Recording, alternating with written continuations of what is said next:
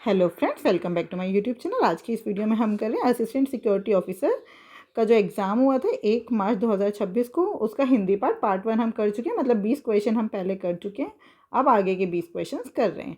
और ये आपका कोई भी एग्ज़ाम हो DSSB का या फिर आगे KVS NVS, सबके लिए ये यूज़फुल रहने वाला है। क्वेश्चन नंबर 1 दिए गए वाक्य के किस भाग में त्रुटि है। देखो, त्रुटि मतलब गलती।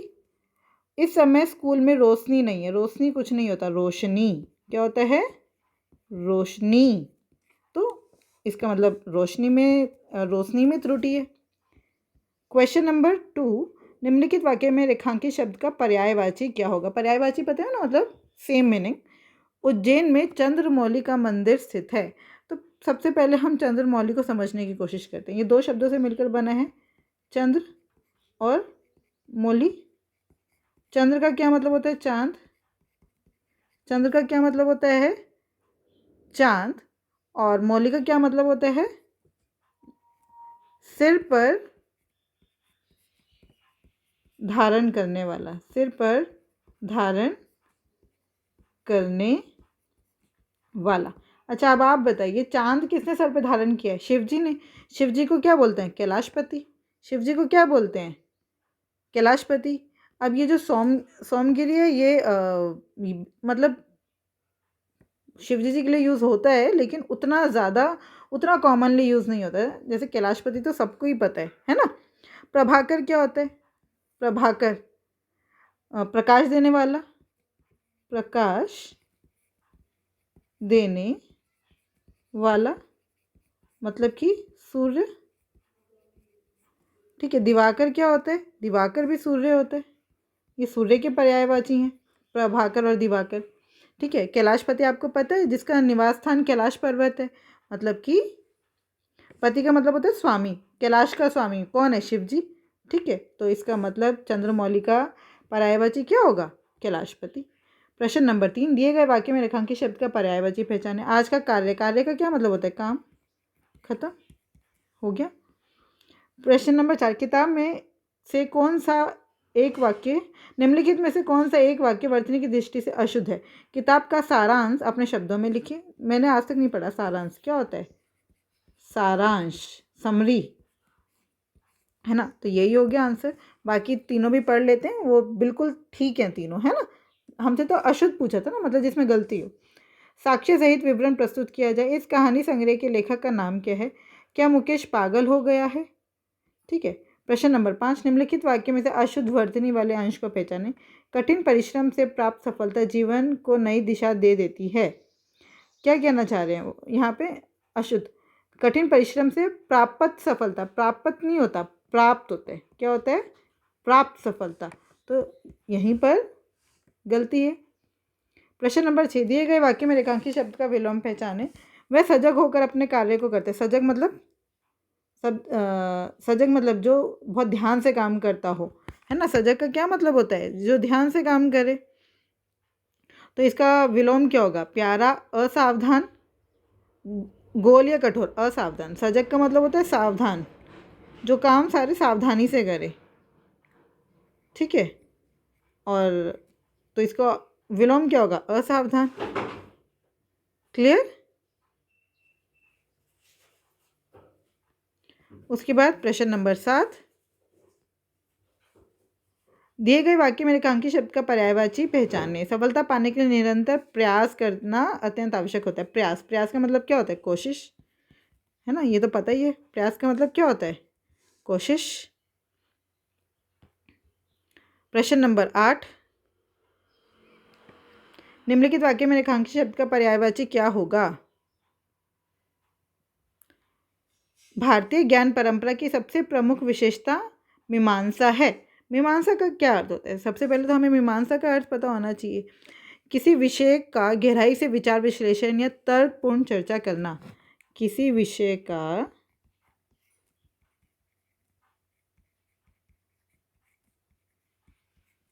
गहराई से विचार विश्लेषण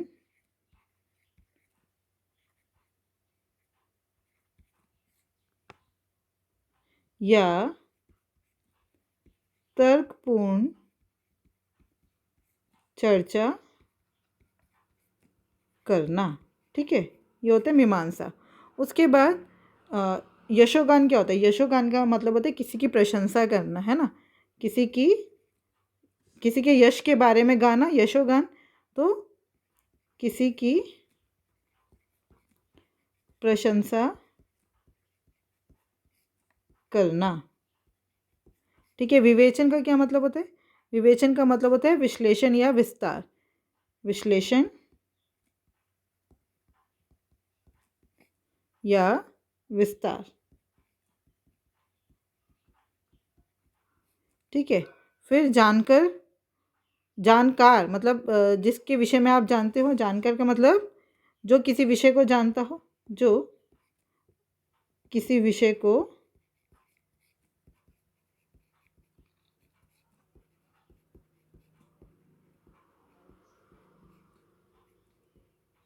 वो होता है जानकार।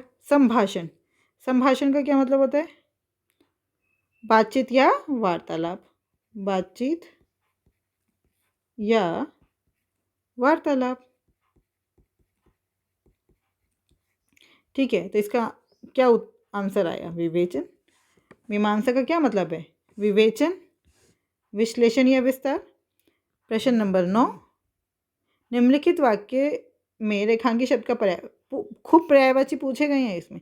भारत जिस पर्वत श्रृंखला में सुरक्षित है वह है हिमालय। तो हिमालय के लिए कौन सा पर्यायवाची आएगा? पवनपुत्र, सुदर्शना, जल्दी या शैलेंद्र। देखो, पवनपुत्र क्या होता है? हनुमान जी। पवनपुत्र क्या होता है? हनुमान जी। सुदर्शना मतलब ये चक्र, वो जो सुदर्शन चक्र उनके हाथ में था। जल्दी जो जल से उत्पन्न हुआ हो, मतलब कि सॉरी, जल से उत्पन्न वो जलज होता है, मैंने गलत बोल दिया। जल्दी मतलब समुद्र, मतलब जल जिसके अंदर धारण है, समुद्र। ठीक है, शैलेंद्र, शैल का मतलब होता है पर्वत, है ना, और पर्वतों का राजा। पर्वतों, शैलेंद्र का मतलब क्या हुआ? पर्वतों का राजा। तो इसका मतलब हिमालय क्या है? पर्वतों का राजा, शैलेंद्र। क्लियर? प्रश्न नंबर 10, दिए गए वाक्य के किस भाग में त्रुटि है? जो धन का लालची है वह साधु नहीं है। साधु कैसे लिखते हैं? साधु, ना कि साधु। साधु होता है। तो चौथा आंसर हो गया। समझ आया? अब हमें ये पढ़ना है गद्यांश के आधार पर प्रश्नों के उत्तर दीजिए। अमृतकाल के युग में, पहले देखो, जब भी गद्यांश का प्रश्न आए तो आपको क्या करना होता है? आपको सबसे पहले प्रश्न पढ़ने होते हैं। DPEPP क्या है? ठीक है, पिछले 9 मतलब 9.5 वर्षों में देश के रक्षा बजट में कितने प्रतिशत की वृद्धि हुई है? अप्रैल 2023 तक 369 रक्षा क्षेत्र की कितनी कंपनियों को लाइसेंस जारी किए गए? उपरोक्त गद्यांश का शीर्षक बताइए। ठीक है, और फिर अगला प्रश्न है, Uttar Pradesh defence industrial corridor ने 2023 तक कितना निवेश किया? तो बहुत इजी से प्रश्न है। हम अब ऊपर पढ़ेंगे तो ये तो सीधा सीधा सामने सामने दिखेगा। अमृतकाल के युग में नए भारत की रक्षा शक्ति का ताना बाना इनोवेशन के धागों से जटिल रूप से बुना गया है। पिछले 9.5 वर्षों में देश का रक्षा बजट 2014 से 2.3 लाख करोड़ रुपए से बढ़कर 2023 में 5.94 लाख करोड़ रुपए हो गया है। यह वित्त वर्ष 2023-24 में 686 करोड़ था, जो बढ़कर 2023-22 में लगभग 1600 करोड़ रुपया हो गया है। यह उल्लेखनीय है 23 गुना वृद्धि। कितनी गुना वृद्धि है? 23%, है ना।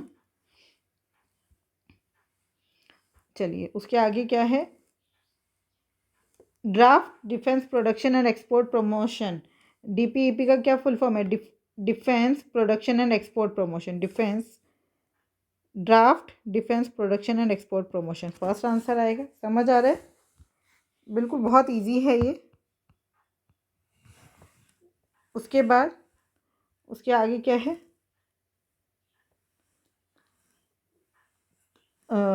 DPEP 2020 तक 20 एक प्रकाश स्तंभ के रूप में खड़ा है, जो 2025 तक निर्यात में 5 बिलियन अमेरिकी डॉलर प्राप्त करने की महत्वाकांक्षी लक्ष्य हासिल करने में मदद करेगा। इसके साथ ही EPP एरोस्पेस और नौसेना उद्योगों सहित देश की रक्षा उत्पादन क्षमताओं को बढ़ाने की दिशा में केंद्रित और संरचित प्रयासों को प्रसारित करता है। Uttar Pradesh defence industrial corridor ने 2242 जमा करोड़ रुपए, जबकि तमिलनाडु रक्षा औद्योगिक रक्षा घटकों के निर्माण का लक्ष्य जो वर्तमान में आयोजित है वित्त वर्ष तक तमिलनाडु ने, अच्छा ये उत्तर प्रदेश ने इतना और तमिलनाडु ने इतना, एक लाइन बीच में रह गई थी। तो हमसे उत्तर प्रदेश का पूछा है, हमसे किसका पूछा है?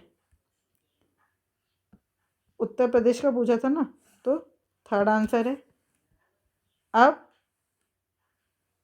एक ही रह गया। 13 अप्रैल 2023 तक 369 रक्षा क्षेत्र की कितनी कंपनियों को लाइसेंस जारी किए गए? 606 लाइसेंस है ना। कितने लाइसेंस है? 606। और ये पूरा पढ़कर आपको क्या समझ आ रहा है? गद्यांश का शीर्षक क्या होगा? प्रश्न नंबर 14, उपयुक्त गद्यांश का शीर्षक बताइए। तो शीर्षक क्या लग रहा है आपको? इसमें भी बात क्या हो रही है? रक्षा उत्पादन की तो बात हो रही है, लेकिन उसमें क्या हो रहा है? रक्षा उत्पादन में क्या चल रहा है? यहाँ पर कुछ नया नया चीज़ें कर रहे हैं, है ना।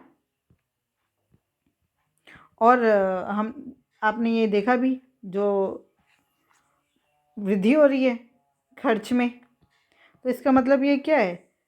रक्षा उत्पादन में स्वनिर्भर शक्ति, रक्षा उत्पादन की प्रादेशिक भूमिका, रक्षा उत्पादन में अवमूल्यन एवं नवाचार, बिल्कुल यही है। रक्षा उत्पादन में अवमूल्यन एवं नवाचार, इनोवेशन, है ना। चलिए, अब एक और यहाँ पर हमसे गद्यांश पूछा गया है। पहले इसके भी हम क्या करेंगे? ऑप्शन क्वेश्चंस पढ़ेंगे। प्रश्न नंबर 17, पहले 16, गद्यांश किस प्रकार की संरचना में लिखा गया है? नाट्यात्मक, काव्यात्मक, विवरणात्मक या फिर संवादात्मक। ठीक है, संवाद तो यहाँ पे हमें दिख नहीं रहे हैं, तो संवादात्मक तो हो नहीं सकता। उसके बाद प्रश्न नंबर 17, इस गद्यांश का सर्वाधिक उपयुक्त शीर्षक कौन सा है? किसानों की समस्याएं और उनका समाधान, भारत में औद्योगिक क्रांति, भारत में औद्योगिक क्रांति, सहकारिता का महत्व, संपत्ति का व्यक्तिगत अधिकार। ठीक है। उसके बाद प्रश्न नंबर 18, गद्यांश के अनुसार निम्न में से कौन सा कथन सही है? किसान बहुत अधिक उपज प्राप्त करते हैं, ग्रामीण क्षेत्रों में कोई भी समस्या नहीं है, सहकारिता निजी संपत्ति को समाप्त कर देती है, किसानों की दशा ऋणग्रस्त और दयनीय है। गद्यांश का केंद्रीय विषय क्या है? कृषि में नई तकनीक, ग्रामीण जीवन की कठिनाइयाँ, सहकारिता से किसानों एक मिनट में ये चेक कर लेती हूँ। सहकारिता से किसानों का उत्थान। ठीक है। सरकारी नीतियों की आलोचना।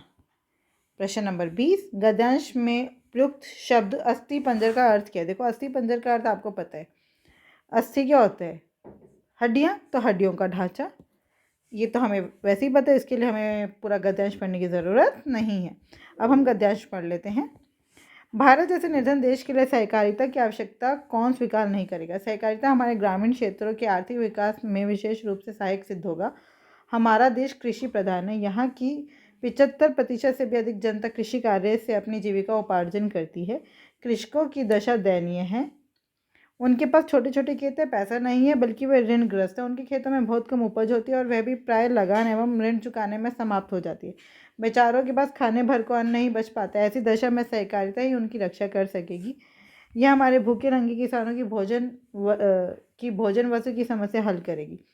यदि हमारे किसानों के अस्थि पंजर शरीर में नवीन रक्त, नवीन आभा, नवीन जीवन का यही हमारे किसानों के अस्थि पंजर शरीर में नवीन रक्त, नवीन आभा, नवीन जीवन का संचार करेगी। इसकी सबसे बड़ी विशेषता यह है कि इसमें निजी संपत्ति पर मनुष्य का अधिकार ज्यों का त्यों बना रहता है और इसके साथ ही बहुत से लोग अपने साधन और परिश्रम का सामूहिक रूप प्रदान करके अधिक उत्पादन में समर्थ हो सकते हैं। मतलब यहाँ पे कोऑपरेटिव सोसाइटी की बात की गई है। ठीक है, किसानों के लिए। तो गद्यांश किस प्रकार की संरचना में लिखा गया है? नाट्यात्मक, नाट्य है यहाँ पे कोई है नहीं है, काव्यात्मक नहीं है, संवादात्मक नहीं है, तो बचा क्या? विवरणात्मक। पूरा विवरण व्याख्या की गई है ना, तो विवरणात्मक। प्रश्न नंबर 17, इस गद्यांश का सर्वाधिक उपयुक्त शीर्षक कौन सा है? किसानों की समस्याएं और उनके समाधान, भारत में औद्योगिक क्रांति, ये तो हो नहीं सकता। सहकारिता का महत्व और संपत्ति का व्यक्तिगत अधिकार, तो यहाँ पे सहकारिता की बात की गई है, तो आंसर है सहकारिता का महत्व। प्रश्न नंबर 18, गद्यांश के अनुसार निम्न में से कौन सा कथन सही है? किसान बहुत अधिक उपज प्राप्त करते हैं, नहीं। ग्रामीण क्षेत्र में कोई भी समस्या नहीं है, ये भी गलत है। सहकारिता निजी संपत्ति को समाप्त कर देती है, नहीं। किसानों की दशा ऋणग्रस्त और दयनीय है, बिल्कुल सही बात है, किसानों की दशा ऋणग्रस्त और दयनीय है। प्रश्न नंबर 19, गद्यांश का केंद्रीय विषय क्या है? कृषि में नई तकनीक, ग्रामीण जीवन की कठिनाइयाँ, सहकारिता से किसानों का उत्थान, बिल्कुल, कि कोऑपरेटिव सोसाइटी से किसानों का जो है वो उत्थान किया जा सकता है, यही इसका केंद्रीय विषय, सेंट्रल आइडिया है। आई होप ये 20 क्वेश्चन आपको बहुत अच्छे से समझ आए हैं। फिर भी कोई डाउट है तो आप मुझसे जुड़ सकते हैं @maths PS1 टेलीग्राम चैनल पर। Thank you, keep learning, keep practising.